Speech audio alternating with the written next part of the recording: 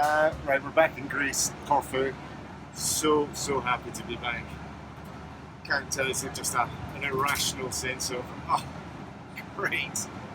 And it's so familiar to us. We love Corfu, absolutely love it. And we've had an adventure, Albania, Croatia, Montenegro, and this feels like home. What a great feeling it is. So we're now going to customs just to check in. We'll go back and have a very nice tiramisu latte tonight to celebrate.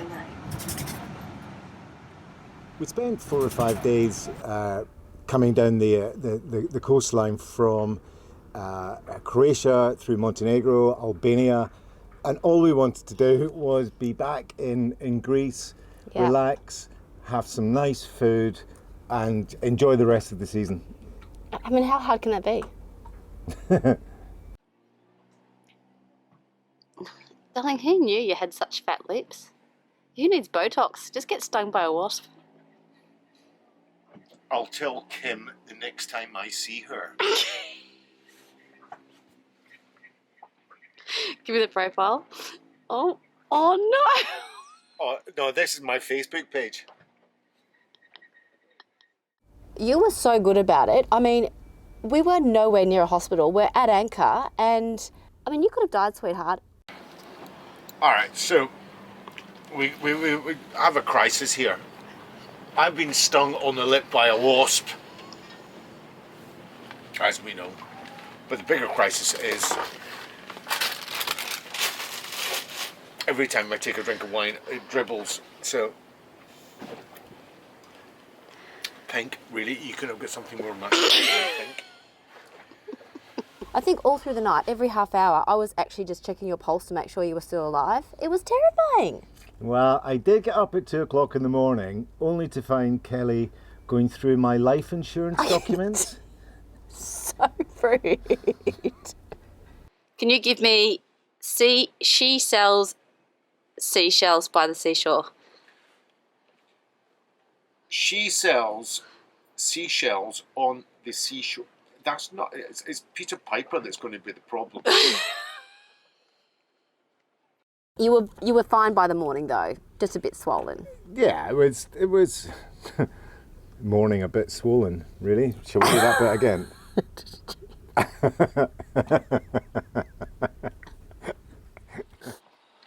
Oh, hello, Marlon. Forgive the desperate Dan look here. I've been bitten by a wasp, so all a bit at the moment. Come to me, my daughter's swimming. So what we've got here is the yellow old cat has slipped, and this is every sailor's nightmare. The monohull here is just watching it and trying to fender it off. Don't know where the owners are. We can't do anything because we've got no engine on the dinghy. Dear, dear. Well, we reset our anchor, didn't we, love? Yeah, we came back from lunch and we were set, but ironically, we thought we were getting quite close to the yellow cat. So we did the right thing. Good husbandry of the boats. We said, right, okay, we think we're okay. However, let's just get the anchor up, go with the prevailing wind, set the anchor so that we're actually pulling against the wind. Because when we got in here, the wind was actually coming from over that way. Yeah. So the boat has swung round. As is everybody's boat.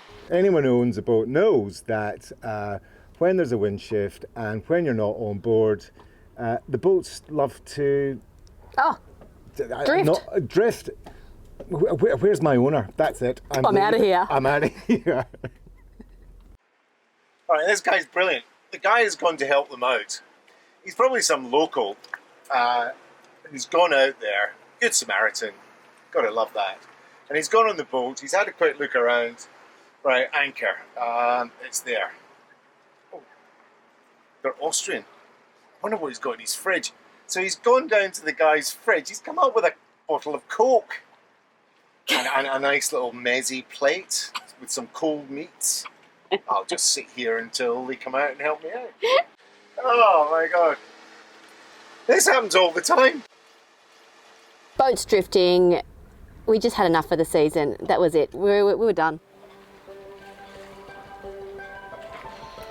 Sun rising there, love, on the last sail of the season. Indeed, yes. Well, this is it.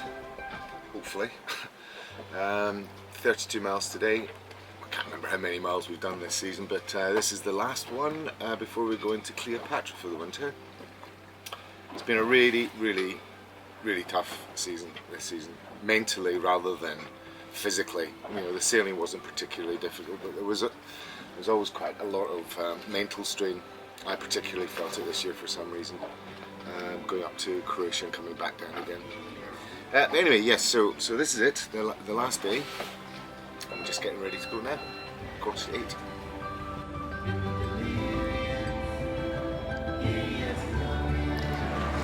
This is when I feel sad that it's the last day of the season. It's just such a gorgeous morning. But yeah, this season has definitely broken us to a certain point.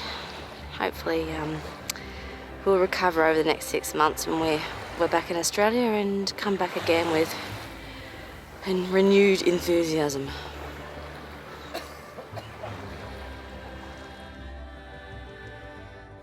It's very mixed emotions at the end of each season, and this time we decided that we were going to lift the boat out of the water for the 6 months that we were going to be ashore. Little did we know. Australia's borders will close to the rest of the world. The government banning all non-residents from entering the country. Serendipitous decision about lifting the boat out at the end of 2019 for 6 months. Thank God, because you know, who knows what sort of state the boat would have been in after 2.5 years. We still, when we arrived, we still weren't quite sure what sort of damage we'd be facing. Okay, so back for some more something and giggles. It's now middle of June and we haven't seen the boat for almost 3 years. No idea what she's going to look like. Fear the worst, but obviously hope for the best. Quite a bit of work's been done on it while we've been away, maintenance and just flushing through stuff, but a lot of the cosmetic stuff like the decking, the hull, the electrics, plumbing, all of this has to be checked out before we can take her back in the water. But it's a little bit trepidatious, you know. We've been thinking about it for effectively, I don't know, 30 odd months, 33 months. Here goes.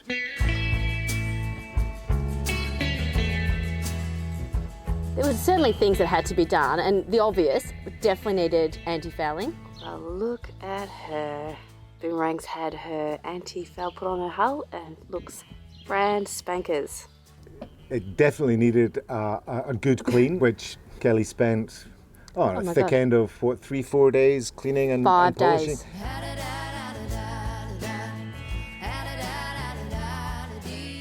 I did a little bit of cleaning, but I had a hangnail, so it was tricky holding sponges and stuff.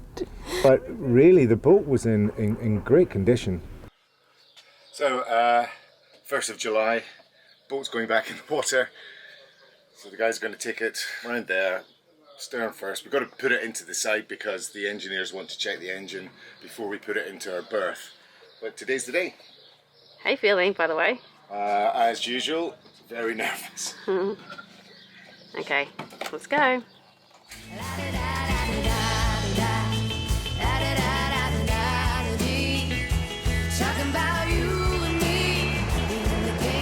Finally, after 2.5 years on dry dock, Boomerang's going back in the water. All that we had to do was put fuel in her belly. Well, a swift €750 later to fill the old girl up. Our tank is supposed to be 210 litres.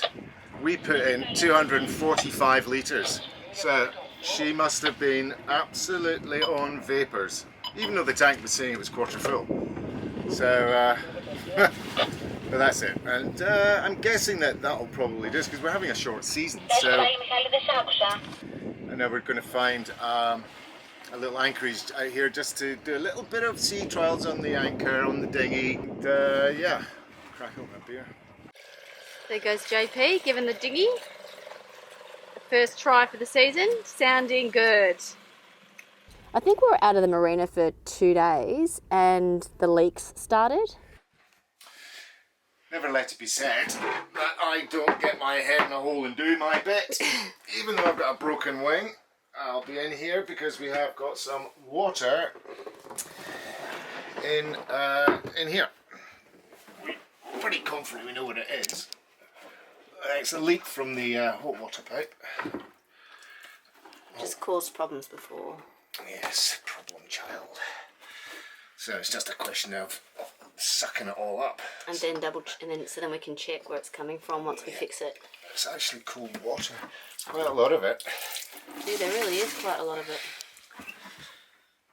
A lot more than what that little leak would suggest. Well, you want to be doing this every few days. Yeah, a little bit of leakage of fuel. There she is, Inspector Gadget. Right. So we got a little bit of fuel in the base, and Gil, Ow.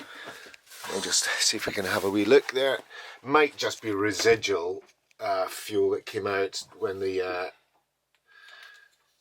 engine was being checked, but we'll have a look and then we'll mop it up and then monitor it and see if it returns, and if it does then it's back into the marina to get the engineers to sort it out. Cleopatra Marina, this is SV Boomerang, do you copy? Over. Cleopatra Marina is listening. Good morning, we are now outside of the marina, standing by for your instructions, ready to come in at your leisure. Over. Fortunately, the leaks were not salty, they were internal. So there was clearly some screw had come loose somewhere in the boat. We don't know where the leaks came from. It's just not the best way after 2.5 years to come back and your boat's bloody leaking. And we still don't know where it is because we tightened all the screws and it didn't happen again. So, I don't know, mystery leak. Just what you want on a boat.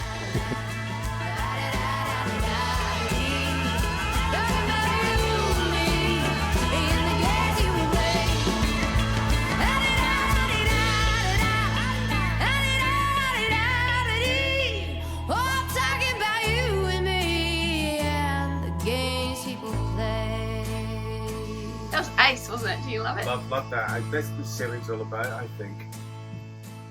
We're walking up the two by screaming neighbours. The boat's just about to crash against the rocks. Yeah, it was great. Great.